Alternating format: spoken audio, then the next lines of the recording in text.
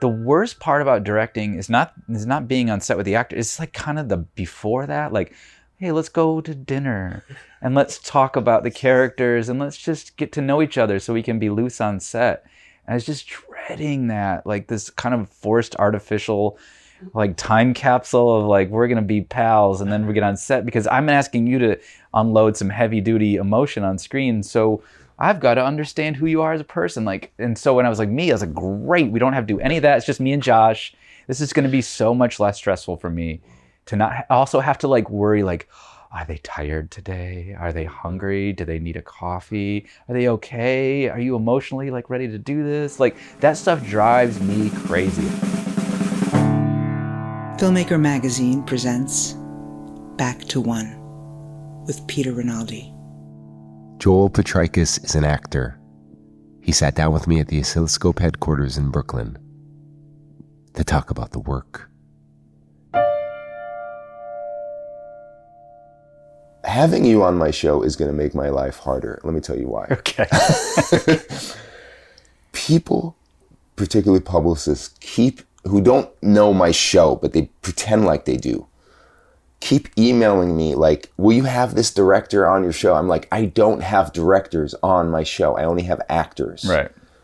And then every once in a while, I'll have somebody on who also acts. And they'll say, well, blank was on. I'm like, he's an actor too. But this is one of the first times where, I mean, I don't know how you feel about being called an actor, because at the beginning of the show, I'm going to say, my guest is Joel Potrykus, and he's an actor and nothing else. How do you feel about being called just an actor? I've never been called just an actor. And when Kate set up this podcast, I was like, this is weird. I've never talked about acting ever in my whole filmmaking career. Yeah. Outside of talking to Josh about, okay, I'm going to act in this with you. That's it. This is new for me, man. Has anyone ever tried to put you in a movie that wasn't your movie? Yes, I've done that a couple times, but just little Grand Rapids movies, and they're smaller parts, and I don't know if I have range. They're writing it for me, and some of the characters are almost characters that I've played before, and I've turned down other roles, lots of other roles, because I don't aspire to be an actor. Right. But I think the way to start to talk about this is, you're making little movies, but then you see this guy who's a musician, and you like his look, you like his vibe. Yep. This guy Joshua, and you write a movie for him, but you didn't even know if he could act, so you don't have any words in it. It's true. The short film, the first short film, right? Yeah, Coyote. But I'm curious why, because you're working on such a low level and such a small level, why you didn't just get somebody else to run the camera and you weren't in that. Because I don't have a face. I have just a blah face, and I would need it if there was going to be no words. Because the other thing too, we were shooting on Super 8, and you couldn't record sync sound necessarily, so we had to design it. I had to design it like a short film, and Josh had a face where I could look at even if he wasn't talking. Yes. And I knew I could play the part, but I just didn't have the presence where even if I wasn't saying anything, people could be kind of watching and engaged. Yes. I just knew that. Yes. So Josh, and I also really, back then, I was more of a camera guy. I wanted to be behind the camera, and I like composing shots and moving the camera and things like that. So I just needed a face, and I was like, that's the face I really was like, that's the face I've been looking for 10 years. I finally found the face. I mean, he has an incredible face that we are not even remotely tired of yet. Good. Do you know what I mean? Yeah. And that's remarkable. Yeah, I feel when I still line up shots with him, I'm like, there it is, man. There it is. Like, to my DP, I'll just look over and be like, that's our guy right there. Look at that. Yeah. So you knew, though, after Coyote that he can act, and that's why you made Ape for him. Yep. And like, all right, now we need to do this in a really kind of cheap way, but we're going to do this with dialogue. Not a cheap way. But now we're gonna shoot. What I mean is, we're gonna shoot digitally. That's which what I means mean. that we can. Yeah, I mean, I'm talking about with your like little rig for the microphone and. Oh, do that the cheap way. Yeah. Oh yeah, yeah. I was running sound myself, and even just had like a Rode video mic on top of the Canon 60D. That's amazing. And try to shoot in locations where there wasn't a lot of outside noise. Yeah, and lights that you like that were there. A lot of it was just turn on the light switch and let's roll it. Amazing. Like, because I also didn't know. Like, I spent so much time watching YouTube tutorials from these young hotshot kids about their lighting setups and going like, man, I can't do that. And then I was like, so don't do that. Like, it held me back for a long time. Like, my lack of just gear. I felt like you had to have a lot of gear to do it. Right. And I was like, forget it, man. I'm just gonna go to Best Buy and buy this camera and do it. That I feel like that's a giant jump, though. I mean, how did you make that jump? Because most people are just like, wow, that's a mountain. I can't climb that mountain. I guess I'm gonna have to try and find another way to climb that mountain. You were like the mountain. I'm gonna ignore the mountain. Yeah, I ignored the mountain because the internet was the mountain. Like, it was just, I don't know why I was like following all these tutorials and like gear stuff. I was like stuck on gear for some reason. I think it was because this was right when DSLR cameras came out, and people started talking about them a lot. Like, this is going to be a big deal because they can shoot 24 frames per second. And I was still like, no, I'm never going to shoot on video. It looks like a soap opera. I'm never going to do it. And then I saw the footage from it, and I was like, I'm convinced this looks like film, like at least like the motion of film. And so I think I just got one. I just got a camera, and I was like, cool. And then I'm going to start to buy some lights and buy some microphones. And I just didn't buy the lights and microphones because I was like, who's going to set it up? Like, I don't have money to pay people, and I don't really know that many people who are. I don't like asking for favors. I hate it. Yeah. Because then I feel like I owe them a favor. I feel the same way. It sucks. So I'm just going to do it myself and not bug anybody. Who cares if I just turn on the light switch and that's how it's going to look? Because filmmakers like Alan Clark did like Elephant and Made in Britain. I was like, this just looks like real life, and I don't feel the light kits of this movie. Right. And once I really started to just find guys that were doing it, even if they did it like 20 or 30 years ago, it's just kind of like, yeah, just turn on the lights and just let's do it, because I have Josh and I have a camera. Yeah. And whatever, I'll write a script. I don't have to pay anybody to do that. Yeah. And I don't even know. I'm not even gonna let anybody see the script because I'm too afraid of what they're gonna say about it and make me second guess myself. So Yeah. we did Coyote for like a few $100s. We can do that. That was 25 minutes long. We just need to do that 3 times over, and we'll have a feature, and we can do it for like $2,000. So that was the approach. Amazing. So I'm curious though, like when you are preparing for Buzzard and you have this role, I mean, I guess you need to tell me how this came about, because you put yourself in that. Like, let's jump ahead. Yeah. The reason why you put yourself in this new movie is because you exhausted all of your actors that you wanted to work with. Yeah. Right? You put them in movies, and you're like, well, they're already in that movie, so I can't use them again as another character. That's the way your mind works. Yeah. Right? So, but in Buzzard, you haven't exhausted all of your people yet, right?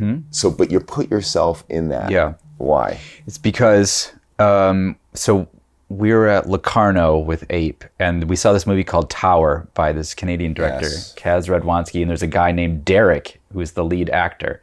And we're like, who is this guy? What is this movie? He is so perfectly natural. He's funny and he doesn't know it. He's totally unaware of himself. And so I was talking to Kaz. I was like, do you think he could act? Do you think is he acting in your movie, or are you just rolling the camera? And he's like, well, we kind of just rolled the camera on Derek. And I was like, okay, well, I would love to see if I can just roll the camera on Derek. And I talked to this Derek, and he wasn't secure in it. He wasn't like, he's not, I think he wanted to be an actor, but when I gave him the script, there was a lot of dialogue, and it felt like a lot. And he was going to have to come to Michigan. And I was like, I don't know what else to do, but we were doing we were reading the script every week with like this. There was like 5 of us making that movie. And at one point I was like, yeah, I don't think Derek's gonna do it. I don't think he has the confidence, and it's gonna suck for me because I'm gonna have to like direct him. Yeah. But I was always reading for the Derek character because I wrote it. And everybody finally were like, Joel, you got to just play Derek. We're all sitting here laughing. We've heard the script 10 times and we're still laughing. And I was like, oh man, I'm going to have to get somebody behind the camera then if I were to do that. And I didn't have anybody to run the camera. So I called my friend Adam, who I'd been best friends with since high school. And he was a photographer. And I was like, hey, cinematography and photography are the same thing. You know, it'll actually like look good for once. Yeah. But he was in Austin. So he came up from Austin and I just had to trust him do it. Because if I write a character, I kind of know how, you hear the voice in your head when you're writing it. And I was like, okay, well, Josh is still going to be the face of this. And I'm just going to be like the contrast, like the other kind of blah face. He's got the presence and I'm just kind of like the everyman, boring, lame looking guy. And so that might work. And it did work. You're amazing in that. I mean, you must have gotten lots of people saying they loved you, right? Not really. Because it was for most of them, it was the first time they'd ever seen Josh, and Josh is the center of the movie. So I think people were like, yeah, it was funny, Derek's great. But it wasn't like, there was no one ever said like, that was a great performance from you. I never heard that, which is fine. It wasn't like I was doing it because we didn't have anybody else to do it. And if it worked, then great. And if people were laughing, great. Yeah. I was not going into it like, yeah, I'm going to win a Moon Man for this one. It was just... So you didn't come out of that with a deal in Hollywood about all these meetings? No, I did not. Luckily, Josh kind of did, though. So that was the goal. It's like, get him out there. And he's the actor. I'm just the utility man at this point. Right. I mean, in a sense, you did your job, right? As a supporting character. I wasn't trying to go big. I wasn't trying to impress anybody. I was supporting the lead actor. And what was it like, though, not being behind the camera for once? It was easy because my character, Derek, in the movie is supposed to be funny. And so if I'm doing the scene, I could see out of the corner of my eye everyone either laughing or turning their heads. And if I saw people turning their heads and looking down, I knew that it was working. Yeah. And I like my best trait as an actor is that I can keep a straight face, that I never ever will break a take. Like I will never will do that. I will never drop a line. Why do you think that is? Because I've written it and I know exactly what the scene's supposed to be. And so even if I skip a line or something, I know how we're supposed to end this thing. Yeah. And I'm just good at keeping a straight face. So I knew it was working. And so when I would say cut, I just look around everybody and they would just like nod their head and be like, yep. So like I had a whole team of directors basically. It was great. How did Josh keep a straight face? I don't know, because that was my only goal, is to try to ruin the take for him. And did he ruin takes? Like never. There's one take where he laughed, but it was just like I was like, just roll the camera, I'm gonna come up with something. And he didn't know what we were going with. So that's only, that's not fair to him. But otherwise he is also incredible. He is a machine. He is a guy where I can get the same exact performance 10 times in a row if somebody else is messing it up. He is robotic in his precision and delivery. And if I need to ask him to adjust one thing, he will perfectly adjust it. It is unreal, that guy. So I never ever make him laugh like during a take, but that's always my goal. Like I'm going to really try to make Josh crack up here. And it's I don't know Josh at all, but I heard that he's nothing like these characters. Yes. I am very much like these characters. He is nothing like those characters. He is just like the sweetest, Bob Dylan loving, let's bring peace to the world. Yeah. And and a charismatic guy. Yeah, and it's the weirdest thing, but I don't feel like people are like, oh, you've wrangled something out of this and you guys are the perfect. I've never written him. I don't think I've written him a part that's like him. You know what I mean? Like I think he doesn't want to be this venomous guy. Mm-hmm. He's great at it. But I think if the perfect role for Josh would be like, besides Buster Keaton, would be like this really sweet, kind of loving, positive universe uniter or something. And you don't want to give him that. Why? Because I've seen his darkness. I've seen that he's got that in there, and that's more interesting to me. Yeah.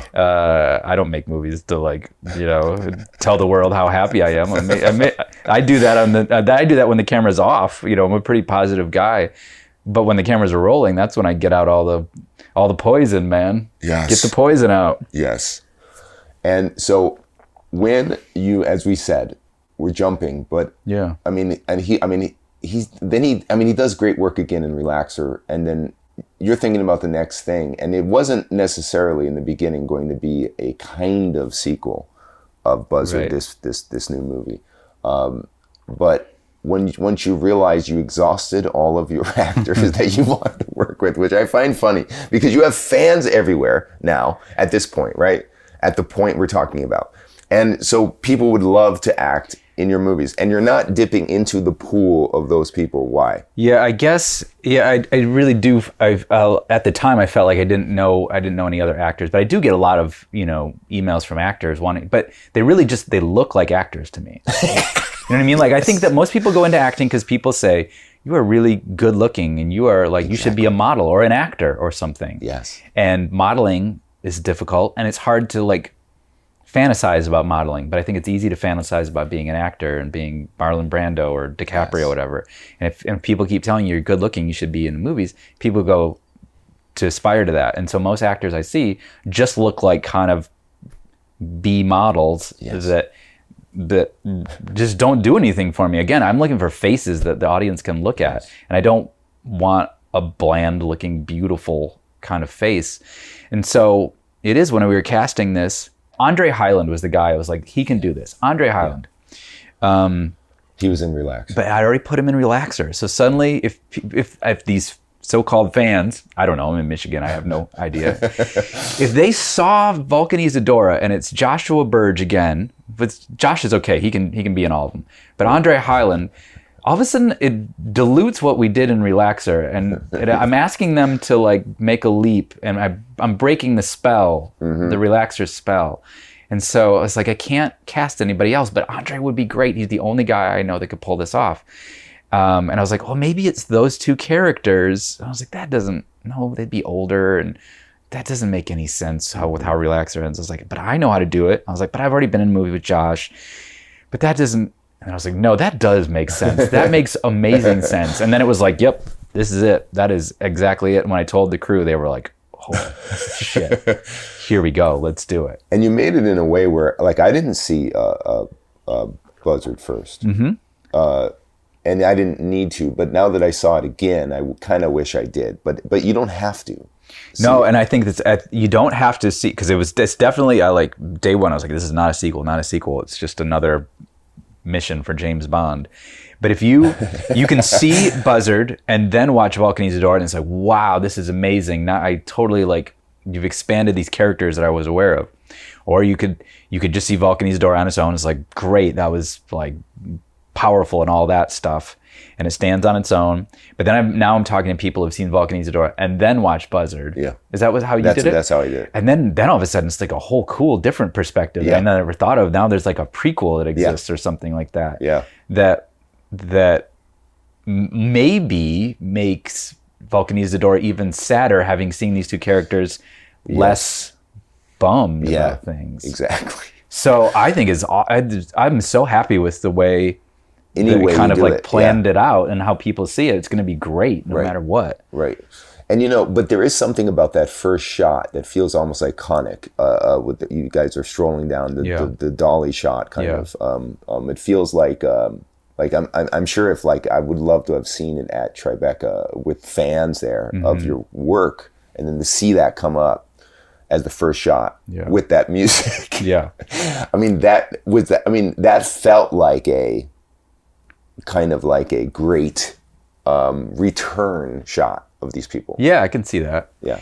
But it's a great shot because we stole it 100% from Gus Van Sant and Jerry. Yes. Yeah, that is one of the great. Gus Van Sant does it for 7 minutes. Yeah. And silent. He really And at the end, nothing happens. They just keep walking. I think he was in this Bellatar phase at that point. Dude, right? that is real cinema right there. I was too chicken shit to do that. I was like, that's my favorite, one of my favorite shots ever. We're gonna do that. And then when it came down to it, was like, oh, we can't do it for 7 minutes. First off, technically, we don't have the resources. You're gonna roll and out. then like, man, am I really like that is? I like to push audiences' patience, but that's a little much, and I can't just have it unresolved. I was like, I got to put like a joke or a line at the end of it or something. And then we can't just be totally silent. Let's put, but you know, the metal over it is kind of like, that's, you know, slow cinema meets heavy metal is kind of like, that's my goal in life right there. So I do love the opening shot, but it is because everything else in my movies is stolen from something else. So, but it kind of, you know, it's mine now, Gus. That's it. You stole it back. But speaking of that first line though, which on the way over here, I was like, ooh, this is interesting. Like all of your films, it feels like there's a looseness to the particulars or the exposition or the details. Like you don't need to know like the relaxer situation. You know what I mean? The particulars. Yeah. Or you don't give a care. It feels like you don't give a care. It's like you're almost making fun of people that need to know all this shit. But in the very first line of this movie, we know that something serious is happening because of what is said. I left my keys on the bus. And then Josh's character says, so what? I mean, like, it doesn't matter. It doesn't matter. Yeah. Yeah. And it's like, wait, the only thing that matters, like, I don't know if you thought about this, is like your keys. Like you could lose everything else. I mean, I'm talking about if a first line of a movie happens. And somebody says, I left my CD on the bus, or I left my tape, my tape deck, or even if I left my wallet, maybe. Right. But the keys, like, that means you can't get back in the house. And did you think about it like that? Yes, of course. So this though feels like such an exceptional screenwriting first line. Do you know what I mean? Does that insult you? No, that's you want every time you write a screenplay, you want somebody to say that about it. Yeah. And I knew that no one's going to be like, "Wow, that was profound," or even think about it because it comes the first line in the movie. So, and it takes a while to figure out for most people what's going on. So I think only when you watch it again. I mean, like you pointed out, that it's like, it's not like I left my candy bar or my $10 bill. But you know something you're is gone. up, though. You do. No, you do. Yeah. I think maybe 25% of the audience goes, "Oh, you something's up here," and then I think 75% go, really? "Oh, okay, just a couple of guys out in the woods, and this one dorky guy forgot his keys, and the other guy's like, give me a break. You can just make new keys." Like I think it hits people at different times. Interesting. And some people like right away, and some people not until halfway through the movie. They know what's going on here. Interesting. So when you decided, okay, I am going to be in this, it's going to be Derek, and you said everything was falling into place, and that was wonderful, and it was like it felt like a really good decision. But were you starting to be like stressed about having to act again? And I mean, because and not only that, you're doing much more than Derek did, I think, in Buzzard. In Buzzard, yeah. No, I was excited because it meant I didn't have to hire another actor, and I didn't have to work with another actor. I love actors, but most of them. There's like the worst part about directing is not being on set with the actor. It's like kind of the before that, like, hey, let's go to dinner and let's talk about the characters and let's just get to know each other so we can be loose on set. And I was just dreading that, like this kind of forced artificial like time capsule of like, we're gonna be pals and then we get on set, because I'm asking you to unload some heavy duty emotion on screen, so I've got to understand who you are as a person. Like, and so when I was like, I was like, great, we don't have to do any of that, it's just me and Josh. This is going to be so much less stressful for me to not also have to like worry, like, are they tired today? Are they hungry? Do they need a coffee? Are they okay? Are you emotionally like ready to do this? Like that stuff drives me crazy. And that's what I love about Josh, again, because he's just a machine. Like, I mean, he's a human, but it's just like, I know that if I need him to do 100 takes, he'll be like, no problem. And there's no babying or pampering. I've worked with actors where sometimes you don't know what mood they're going to be in. And it really just like, as if directing isn't awful and stressful enough, you have to like kind of talk to them Yeah. gently and coax them along, and that is the worst. So knowing that I had one less person to have to comfort was so much easier for me to think about. Nice. So you don't mind not being behind the camera then? Not anymore, because I've got Adam, and I fully You trust fully Adam. trust him. We are on the exact same wavelength aesthetically and what we're trying to do technically. So That's I so look at him, lucky. and all he does is just gives me a nod, and Yeah. I'm like, great, we're moving on. Wow, that's great. And you know when he gives you that nod, you don't have any kind of thing like, I need to see it. I need to see it. I've never ever watched takes. I never do replays. Even if I'm not behind the camera, I never watch it again. Or especially if I'm on in front of the camera, I will never watch it unless Adam will sometimes, because Adam will always, he has a look. He will just kind of, it's like his head is low, and he'll just be like, oh yeah. But then sometimes he'll be like, but let me just check you, see if you're okay with this move or this rack focus we did. Mm-hmm. And then I'll just very quickly, yep, great. Moving on. Like I don't like to dwell on it, especially because like if I'm acting in it, I don't want to get self-conscious and be like, oh geez, I don't like the way I'm tilting my head. I've got this weird habit, because I do watch it, and I do have weird little tics that drive me crazy that you see when it's ample, your face is 50 feet on the screen. Oh geez, am my teeth like that? Weirdly, I got my teeth fixed right after Vulcanizadora, so they are burned on that screen like these crankly looking front teeth. But I was like, I actually waited to get them fixed until after we were done, because I was like, no, he's got to have this ratty goatee. Yes. He's just got to look like a gnarly dude. But then now watching, I'm like, oh my gosh, yeah, I went for it. The integrity's there, but those are the teeth for life. Those are for the next million years. Those are going to be my teeth because they're burned on the screen like that. And you had to get to, I think for the first time, correct me if I'm wrong, some actual emotional stuff here. Yeah. And so tell me how the end of Field of Dreams plays in this. So dude, you've done your research, man. Usually I'm just the movies are cold and there's no emotion, and we're really just getting steely with this. But this one, I was like, man, if I'm asking these two guys to do this thing in this movie, we've got to understand a little bit of why they're doing that, because this is like the heaviest thing anybody could ever think to do. Yes. And I was like, oh man, I'm gonna really go for it. And that was like nerve-wracking to write all that stuff, but it's also really good and fun in a weird way, because it's like, man, I'm gonna write stuff that I've heard my friends say. I'm gonna write stuff that I feel. I'm gonna write stuff that I've just see around me everywhere. And the audience won't know what 10% is actually 100% me, but I will know. But now watching it, I'm like, oh my gosh, like, I hope people don't think that I've done or feel some of those things. Like, there's a line in there, like, I spanked my son when he was 6 months old, and I'm like, oh, yes, this is my most personal work, and after becoming a father, I wrote this. But dude, I did not spank my kids. So some of this stuff is like, it is tricky getting out there, and I didn't overthink it too much. But yeah, so Field of Dreams is and it's so much weirder, because it wasn't until Relaxer, somebody in the Q&A at South by Southwest, was like, the very first time anybody ever pointed out, they're like, what's with you and your daddy issues? And I was like, what do you mean? And I was like, oh yeah, weird. And the only movie that makes me cry every time is Field of Dreams, which coincidentally or not coincidentally is at the end when Kevin Costner asks his dad if he wants to have a catch. So yeah, I don't know what these daddy issues are. So I was like, Derek's really got to go for it, and I'm not going to do some phony movie cry, and you're going to drop like saline in my eyes and I'm gonna like act. I was like, I have to really get emotional. So I knew we were gonna be on the beach and I wasn't gonna have Wi-Fi, so I downloaded that scene from Field of Dreams on my phone. Nobody knew, and I was like, okay guys, I was bringing out my phone. Everybody thought I was gonna read the lines off of my phone.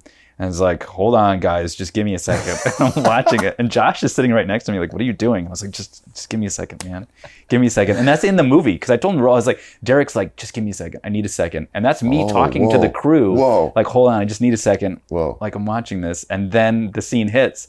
And I'm like, and I just kind of like elbowed Josh. I think I was like, we're going now. Like, this is real.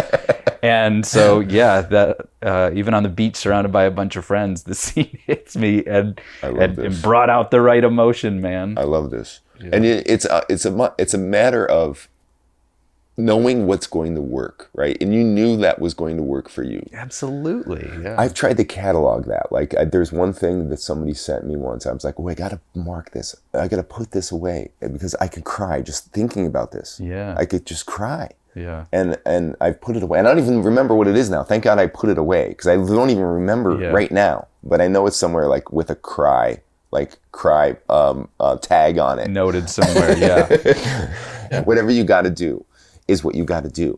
Yeah. To make it work. 99% of the time, like if there's a fight scene in Buzzard with me and Josh, and there's a fight scene in this one where it's like I go to Josh, I'm like, pummel me, man. Really just lay it on, which is another great thing you can do if you're the actor. If you're acting in it, you don't have to worry about, don't hurt the other person. It's like, just go. But Josh he's like, no, I don't want to do it. It's like, you have, please, just like shove my face into the floor as hard as you can. And then I'm like, and I can tell he's really feeling bad about what he's doing. Yeah. And because he is like really hurting me, and I'm also really reacting. And there's those moments where, and he's like, and I'm like, great, cut. Did we get it? And everyone's like, oh my gosh, are you okay? And I was like, I'm okay. That's most of the time where it is just, I'm acting. Like but there's some times where I just know it's going to feel phony if I don't really, really go there. Yeah. And I know that Josh, most of the time, is just acting. Like, he can just turn it on and off really quickly. But there's a scene in Buzzard where he calls his mom, and I had to be like, you remember that time? Because we're friends. I was like, I remember you telling me you were actually in New York and you were at the end of your rope and you had to call your mom because you didn't have any money and things weren't going well, but you had to lie to her and tell her things were going good. Please call your mom right now and tell her that in this movie. And he did it. And it was like awesome. And so sometimes I think most actors, it's weird. Like, I hope that most actors can kind of just turn it off and turn it on so that I don't, just me as just being kind of greedy, or not greedy, but selfish as a director, so I don't have to, again, like, bring them back and make sure they're comforted and they're emotionally okay after that really difficult scene. But there's some times where I do want them to do that. And that's only been like maybe 5 times where I'm like, ooh, I got a real cry. If it's like a short film, I made a short film last year where the actor, it was one take and she was crying for real. And it was like, you just gotta like thank your actors for that kind of stuff. Cause I didn't have to like coax her emotionally ahead of time. I didn't know what she was gonna do. I was like, it's the first take, we'll just pretend like it's a rehearsal. Let me see what you got. She just like went for it. And I was like, just so happy that I didn't have to like help her get there. You know what I mean? And it took her a few minutes, but it's awesome. And it's like beautiful when like an actor can really give you a real emotion that you believe, because you know the audience is gonna totally believe it because it's really happening. Right. So I mean, that would be amazing if every moment is a real emotion, but that's also really taxing for everybody and kind of draining. Right. And it almost felt like in Buzzard when the marks on your arm look like real when he hit the thing. Those are makeup we put on there. Oh, you fucker. I really thought maybe you're like, hit me with the thing. Hit me. I did ask him to do that, and I didn't know what it was going to do. I think before that, we did a take before that, and it was like, oh, that just, it doesn't even, I was like, it has to at least leave some kind of mark, or it'll look like it's rubber or something, feel like it's rubber. So you knew that it doesn't make a much of a point if you get hurt, but it doesn't show. Yeah, we have to see a little bit of it. So that makes sense. Yeah. You know, we were talking before. I mean, you famously said that you actually don't particularly enjoy production. You enjoy, getting stuff and having editing it. That's where the film comes alive, and that's where you enjoy it. I'm assuming you don't like the social aspect, but maybe mainly it's if you're like me, you just don't like the stress of it. Like I remember the biggest thing I made. I mean, I think the first day of production was one of the darkest, terrible days. Like in the last day, I remember where I was walking, just production is behind me, and it felt like the world was like my oyster. It felt like what amazing. Was the darkness then? The first day was just like what's ahead of me, and like how and I was sleeping like 4 hours a night. I'd have to get off the set and worry about the next day, every shot, and just like couldn't sleep. Like finally go to sleep, but have to wake up at like 6 fucking a.m. Yes. Deal with all of the shit because we're doing low budget. So it's not like a lot of people are helping. You're dealing with all this shit all the time, but then you're trying to make something good. Yes. And you demand greatness, but like it's not like you're gonna let something go by and not be good. Yeah. So it's like it's terrible though. That is 100% my experience. Yeah. Like I can't sleep because I got to think about tomorrow, and if I'm not thinking about tomorrow, then I'm not going to be prepared. Right. And so I don't sleep, and I just don't even like waking up early in general, and now I have to wake up early and be like inspired and motivated to like push a crew forward, and it just seems impossible. Like looking at the sheet for the day, like we're supposed to get through like 6 pages, like I can't even. The start of a production, it's like usually the first few days leading up to it, it's like, this is impossible. Yeah. That all of this is going to come together and everyone's going to show up and the weather's going to be okay. Yeah. And we're going to have enough time we don't have enough time to do all this. And if it's not great, then it's going to suck. Yeah. There's only great or suck. That's it. And like, I'm really going to I was like, this is it. I am done. I never want to do this again, but I've told everybody we're doing this. So I'm going to just get through this thing. And is that why you don't do a lot of takes? I think so. And I think it has also kind of shaped the aesthetic, like long takes. Yeah. Like, got it in one take, one done. Shot. Great. We are moving on. It really is and it's also like, it's like I'm a nice guy, meaning the favor thing. I don't like, hey Peter, can we do like one more take, one more? Like there's like I don't have that Kubrick kind of no more, do it again, take 81, let's action. Like I just feel so bad for the other people, everybody involved. Yeah. Even if I had the luxury of 6 months to shoot it, I just wouldn't. Like it would just be me like, I'm so sorry. Can we do it? Like, can we do this? You were great, but like and so I just feel like every day on set too, like I'm asking favors because it's a low budget movie and you're not paying people like what they would make on a normal or especially big budget movie. So I just want the most important thing is to make my days, like get those shots and then have them be great. And we always do, but I ever think that it's possible. Yeah. I always just doubt, like I wake up nauseous. Yeah. I go to bed nauseous, wake up nauseous. I can't eat.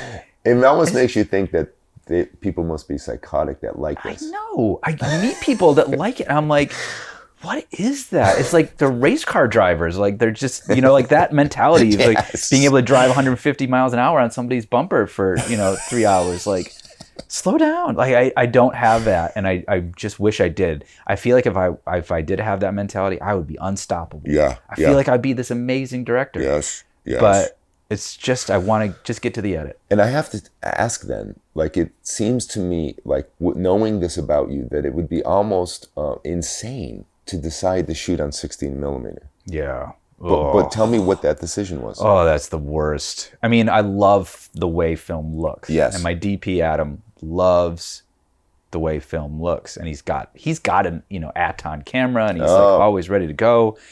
And usually it was just like the price thing, like because it was mentioned like I hate the look of video, but it wasn't until DSLR I was like we could pull this off. Yeah. I'd shot like Super 8 and 16 millimeter before that. So the compromise, we figured out how we could pay for it. And Adam was like, okay, every day we're gonna, we'll overnight it and we'll send it and it'll come back because we're not in New York or LA. We can't just like literally drive it over to the lab. Mm-hmm. And he's like, and then every few days we'll get the footage and we'll look at it. And I was like, I cannot. Because if it comes back and it's like, the gate was off or it's jittery, I'm gonna lose my mind and I can't go back and refilm things. So we're going to wait to the end of production. Then we're going to send it all. And I'm just going to cross my fingers. And if it all comes back terrible, cool, make an experimental film out of it. But I refuse to reshoot anything. I wish there was a camera rolling on you when you first saw the dailies of everything. That would actually, weirdly too, I when it came back, I think I just told Adam, I was like, I don't want to look at it. You just watch it and tell me if it turned out. Probably wise. which is good, but also Adam is way more meticulous and like detail oriented than me. He's like, there's a few, and I'm like, oh no, my stomach's dropping. Yeah. But I watch, I'm like, what are you talking about? This is amazing. This looks amazing. This is incredible. So yeah, that was because I heard a horror story of a friend of mine who was shooting. They were about a week into it, and they had to reshoot everything because it was like something with the focus just generally just didn't work, and I heard that he like. I never want to feel the way that he felt in that moment is all I'll say. So I was like, we're just going to push through, and we will I'm going to make whatever, I'm going to make something out of it no matter what it looks like. Yeah. It will change, but I don't want to reshoot, and I don't want every 3 days to have that pit in my stomach of like, oh, I hope, we're going to look at the footage today. I just don't want to have that feeling more than once. And it makes me like, when you think about like Christopher Nolan heading off to shoot like the Odyssey on film, right? Yeah. And I just think like one person has to be the dude that like dumps that into the bath that makes the emotion, change. Like what if you put the wrong thing in there? You know what I mean? Like, oh man, I went and grabbed lunch and it went a little too late and I forgot I left it in there too long and it's all ruined, Christopher Nolan. Yeah. But I guess also, your drive could die or something, right? On the way back from the shoot. Sure. I mean, there's a million things that could go wrong, and it has gone wrong. I guess it's the same kind of thing. It just feels, I don't know why, it just feels, so many things could go wrong on film though. Yeah, of course. Like, and we even had like, during the shoot, like somebody built a fire in the place we were staying, and the flue was like closed and the house filled up with smoke, and we're like, the film has all been smoke damaged. And I was like, I can't even think about it. We're gonna cross our fingers. I don't want to send it off to test to see how it looks, because I'm not going back and reshooting. Because of how good this does look, are you going to shoot on film again? I don't know how Adam would not let me shoot on film again. I think this is it. It's like there's no going back, because for years I was like, we can't afford it. It's going to be too labor intensive. We're going to have a loader. I'm going to be nervous the whole time, but we did it. Mm-hmm. So, and I love shooting on film, and I trust Adam. So, it's almost like because your aesthetic lends itself to this too, because of you don't do a lot of takes. Yeah. You do, masters kind of a lot. And so why not, right? Yeah, we ordered 40 400-foot rolls, and I think most people like have to go and order more. I think we did it in like 34 rolls, because it's like, especially because it's all one take and it's me and Josh, so we don't have to rehearsal. Like we just know it. So I'm not like, it's never a performance thing. Yeah. If we do another take, it's usually let's just experiment and try something else. Or with this movie, we're playing with fire and stuff, so certain things don't work out the way you planned. Mm-hmm. But otherwise, performance and technical reasons, there wasn't any reason to do another take usually. Yeah. You won't ever guess what one of my favorite shots is in the movie. I think I want to point this out because it shows how you can just do a scene that would otherwise be kind of boring. It's just the shot where Josh is in front of a window and he's talking to his lawyer. Isn't that interesting? Yeah, I've never heard anybody say no, I know. Talk about that shot. Here's why. I'm like, well, this is an interest. Like, I don't need to see the lawyer's face. Right. I don't even need to see Josh's face. I've seen him the whole movie so far. Seeing a quarter of his face here and the nails of the lawyer and just hearing this dialogue, and I got this cool thing in the background, and you're done. You're out. Cool. You can move on.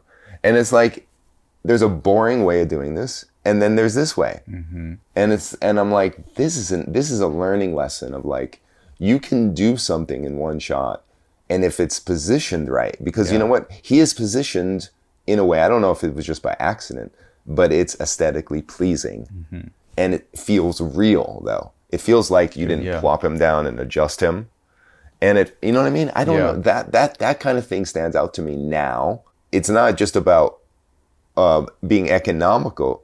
I think you have to be also always thinking about style and also about like, does this feel real?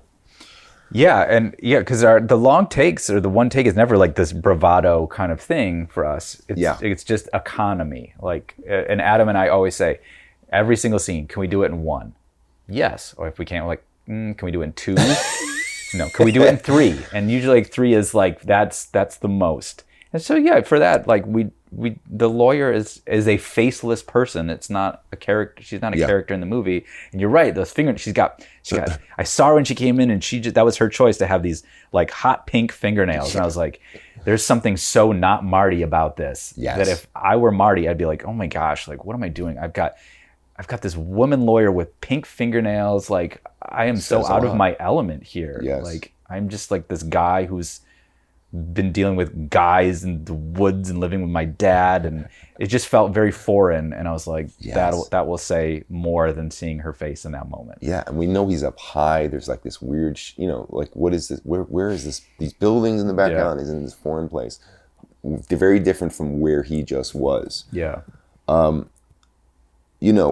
You've been making, like you say, you keep saying that like you yourself and your characters are stuck at the age of 15. Yeah. But this is the first movie where, and you say it's probably because you've had a son. Yeah. Where it's about being an adult kind of, but having still that little kid mentality. Yeah. And dealing with adult things.